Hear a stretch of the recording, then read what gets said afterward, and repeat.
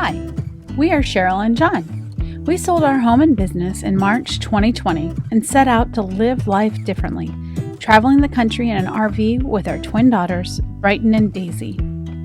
We believe the best days are always ahead of us, even in good times. Thank you for joining us as we inspire others to seek the bright days ahead.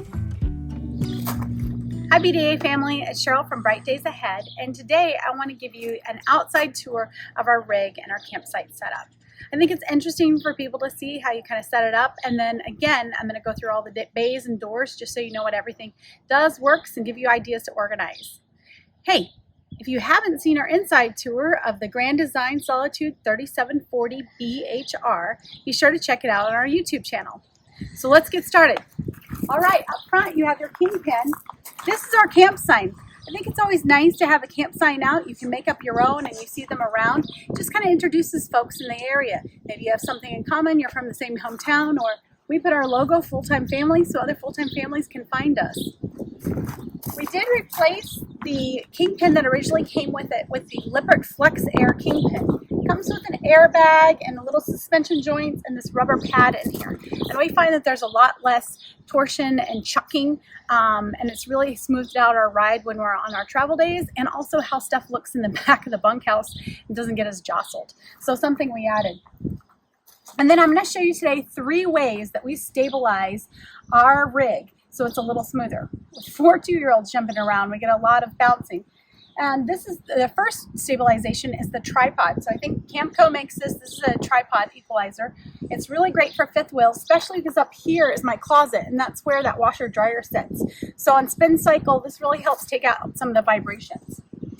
Now, we also put a lock on here. So if you don't have, whether it's a bumper pull or a kingpin and you don't have a tripod, they make little locks that simply come in here. And it's just a good safety reason. I mean, it's a super cheap way to protect your rig that it doesn't get stolen when you leave your campsite. So that's something that we put up here. This is our carport for our Rad Runner bikes. These are the Rad Runner utility bikes that we have put in the second bike. And I'll put more information on these, but this is just something that we found as a family. We really needed something to get around, whether it's big campgrounds or there's like great bike trails and hiking trails anywhere we go.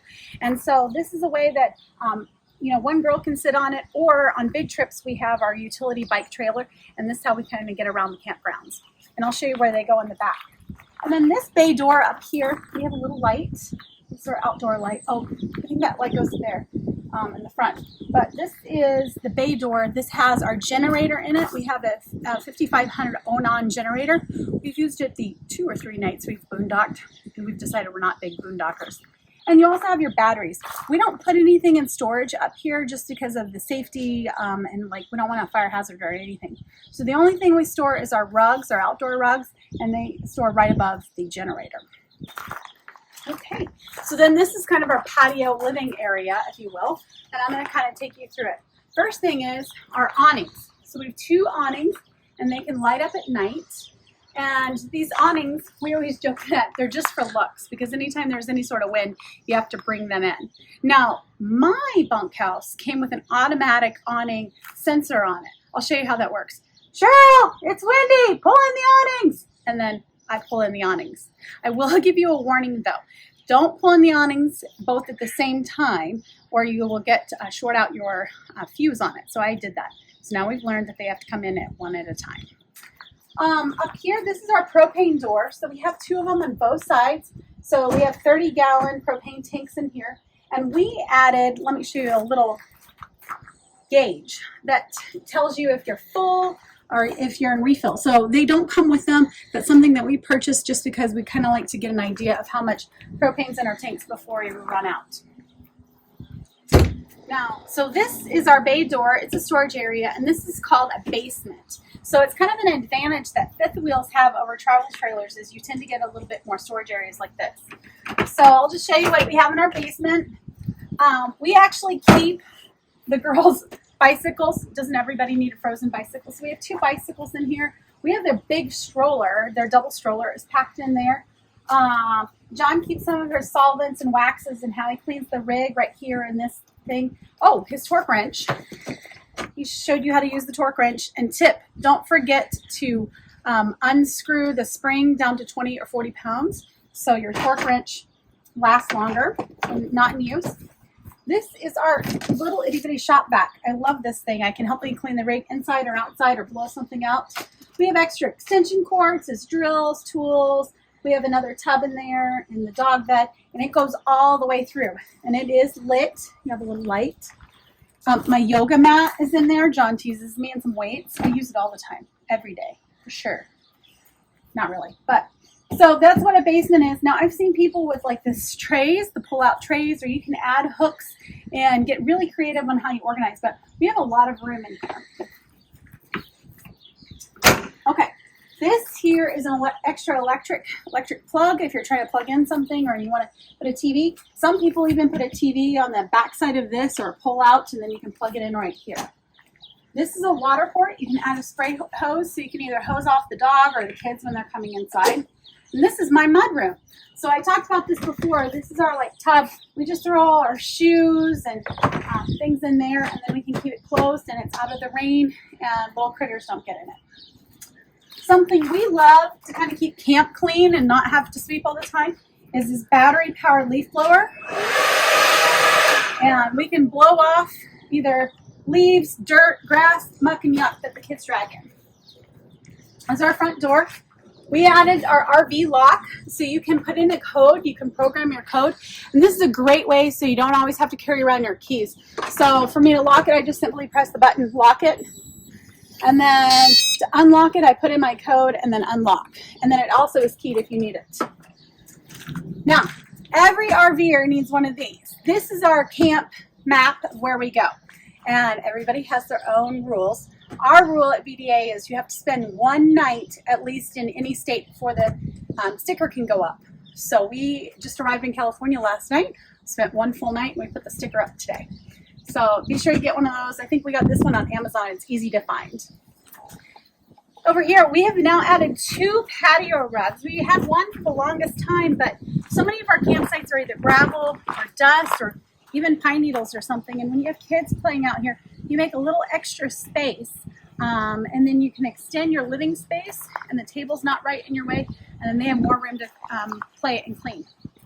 Most campsites come with a patio or picnic table, and they come in all sizes.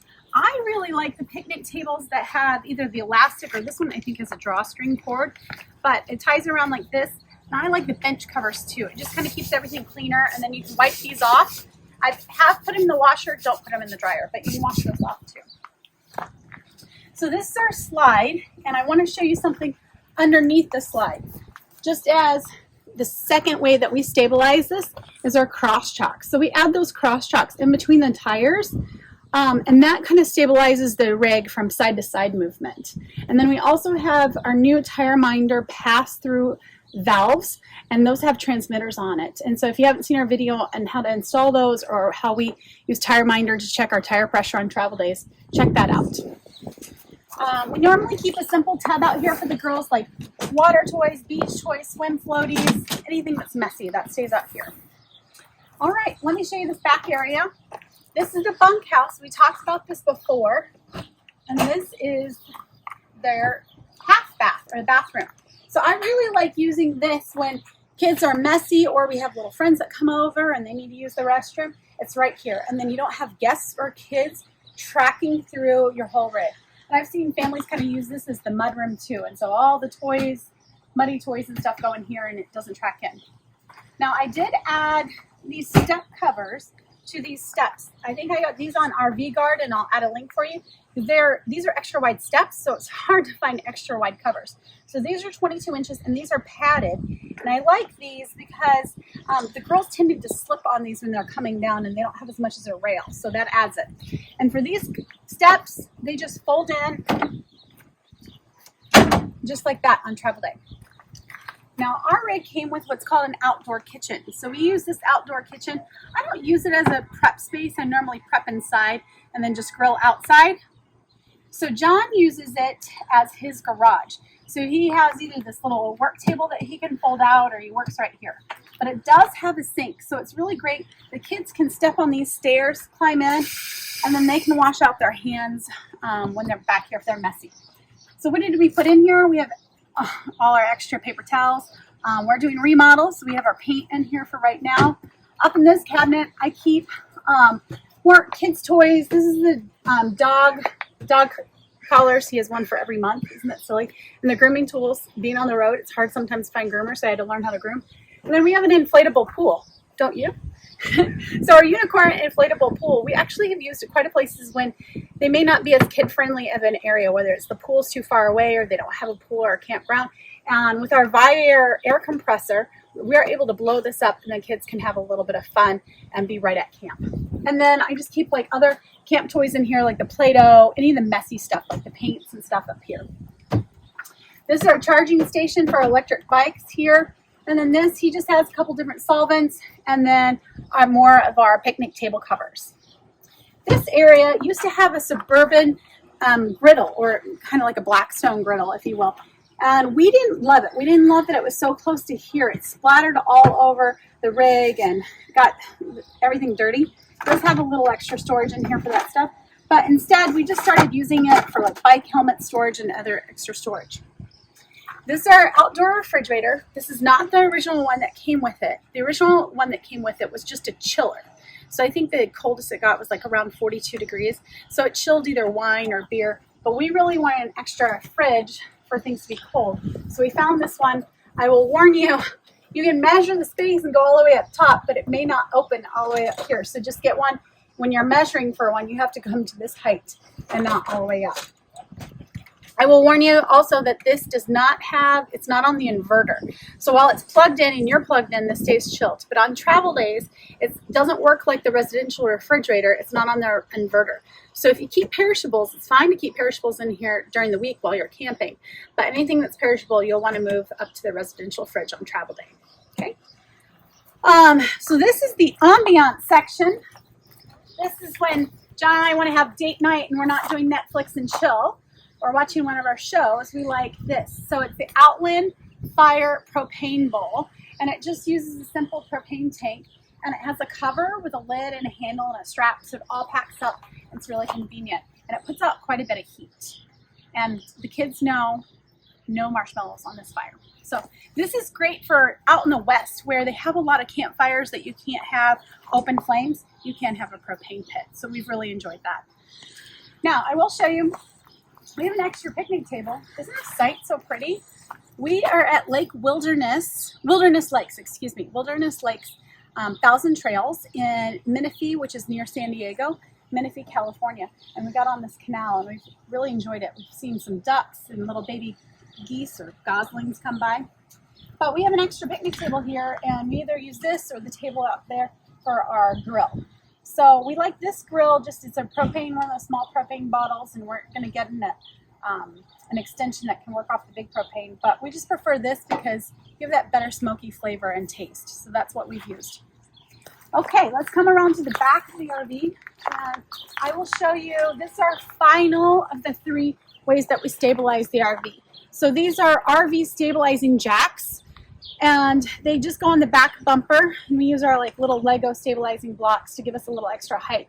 And this is taking out the extra movement just in that back bunkhouse, because if you look, we had from our rear jacks all the way back here, we had nothing to stabilize about 10-12 feet of the bunkhouse, where the kids jump and bounce and play off their back bunkhouse beds. You know, they play and jump. So this really helps. All right, this ladder is used to get up on your roof. I'd like to remind you that you have to get up on your roof at least monthly. And like if somebody has to do it, I'm the one who does it because I'm a little lighter. Although the roof does hold up to 300 pounds. You can get up there, you need to sweep off your slides, or especially if you're parked underneath a tree, anytime that you're leaving, you want to sweep that off before you pull those slides in, because you don't want that gunk in. But you also want to monthly inspect your roof, whether you've been near tree branches or dragged along something, and just make sure that you don't have any holes in the membrane. And then as a reminder, seasonally, especially if you're running those ACs, get up there and check out your coils and spray them off and make sure you get those cleaned so you have better performing air conditioners. Okay, this is our bike rack, and it comes up like this, and you put a pin in it, and it rides like this. This is from Hollywood Racks. It is RV rated, and it's specific for electric bikes. You can see how wide it is for the tires. So this is an electric bike rack for RVs. It has extra U-joints and it's a little stronger for that extra whiplash in the back. And we've used it about 5,000 miles and had no problems. So I'll put a link below for that. And I think the weight rating on this is 250 pounds. So it can carry quite a bit. So we got our 2 bikes on here. Okay, and then let me show you kind of the business end or the command central, hookup central of where everything is on the rig. So if you are not the partner that sets up the outside, make sure you know the outside stuff and vice versa. So, you know, what we tend to see, and it is the way it works in our family, is, you know, the husband or the dad does the outside and the mom does the inside. And so that's how it works. But don't be intimidated to at least learn. You may not have to do it, but learn how things are. That way, if someone else is not there, you can do it. So I know how this plugs in, and if something happens, I can check the breaker box to make sure the breaker hasn't blown, and you can flip that up, which isn't hard. It's up here, so I know it's, so I can, if it's been tripped, it's down here, and you can flip it up. That's not a big deal. Know some of these other things, like this is our back black tank flush. Now I'll warn you, on this particular model, we have heard in the owners groups that this has been built different ways depending on the day. So this is for sure, our back black tank, the back bathroom flush. Now in some rigs, it's been the front. So if this is a new rig for you, just test that out. Make sure you guys are all watching when you're testing this out. Okay, so this is your furnace right here. This is where you plug in your electrical 50 amp. Now we added this extension, this 90-degree extension, because when you have this hanging straight like this, after a while, it tends to get weak. So we didn't want to weaken our cord because these are pretty expensive to replace. So we put in this 90-degree elbow, okay? We do have our furnace here. Now, don't forget to service that once in a while and use the anoid. This is the furnace, I believe, and this is the hot water heater. Furnace, hot water heater. So here, you will have to check your anoid once in a while, and we've put that in our feed a couple times. So just be sure you're checking that about every 6 to 9 months. Okay, this is the sewer hose. Nobody wants to talk about the poo-poo hose. But a lot of parks make you put up a bridge or something to get it off, and then we have our extensions and to do it. Don't be intimidated in it. If you've already have it hooked up, that's all you need to know is it's hooked up. And then if someone's gone and you have to empty the black or gray tanks, know where that is. So in our system on Grand Design, they put everything kind of the control panel or the Nautilus system here. So the Nautilus system shows what you do for dry camping, city water, winterizing, and so it's all set up for city water. As you can see, the green thing here, if I was going to dry camping, I just flip it up. And so like winterizing, you do some different things. This is an extra knob if we were going to spray off anything, so hot water. And then you have some of your cable hookups. If you had that TV on the other side, you could run some RG6 back that way to run your cable. So we have a little bit of our washing station, water hookups. This is our water hose that comes in. I'll show you the water filter in a second. But this is your gray tank. So this empties the front gray tank. And so most of the time we have this closed, but on days that I'm using a lot of washing or we've had a lot of showers, we tend to leave this open so it doesn't back up. And then you want to close this before you leave, at least 24 hours before you leave, so you can fill up your gray tanks. And this is your black tank. And to empty it, I'm not going to do it now because I don't want it on video, but you simply just pull the black tank, and then that empties the black tank. And then you wait a little bit, and when stuff comes out and it kind of stopped running, then you go ahead and close the black tank, and then you'll pull your gray tank. So that's all you need to know, but you want to keep that black tank closed all the time, or you get what's called poopsicles, meaning stuff is not getting down there. So you want to leave that black tank closed so you can get pressure or buildup of the stuff and the yuck to really flow out, and then you have the flow from the gray tank that flows it out. And then to really clean it out, this is our front black tank wash.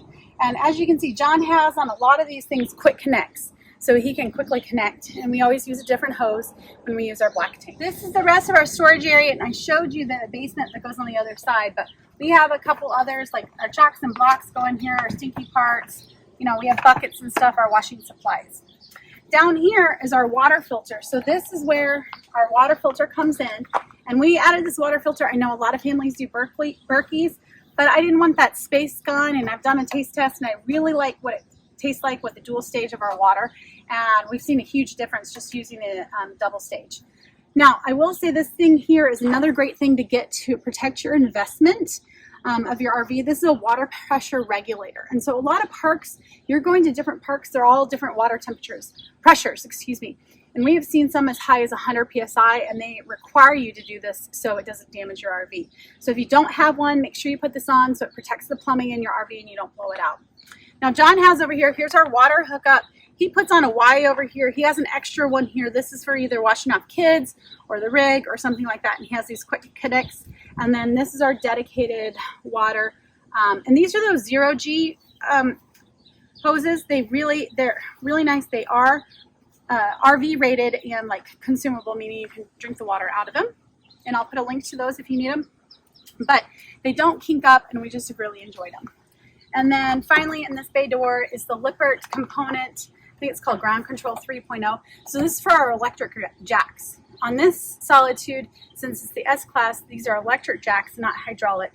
And this is how you level them and set up your RV when that's going. Okay, so a couple final notes. This is our other side of our propane tanks.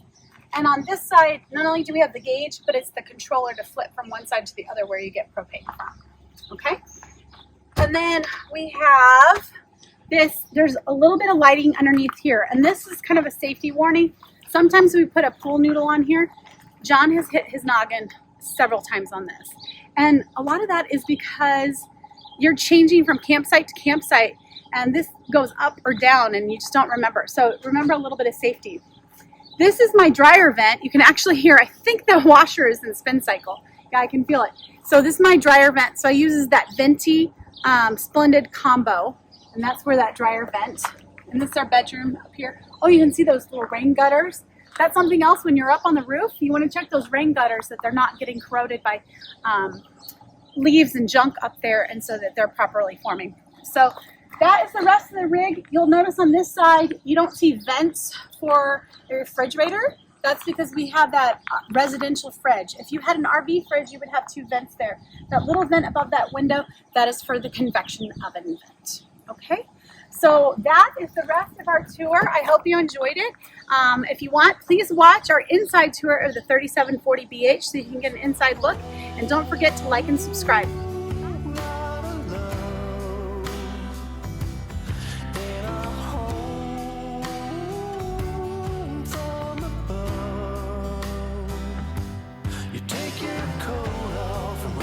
Smile, the one unheard of for 1,000 miles. We share the future, just like the past. The good and bad times are gonna last. Well, there's a hole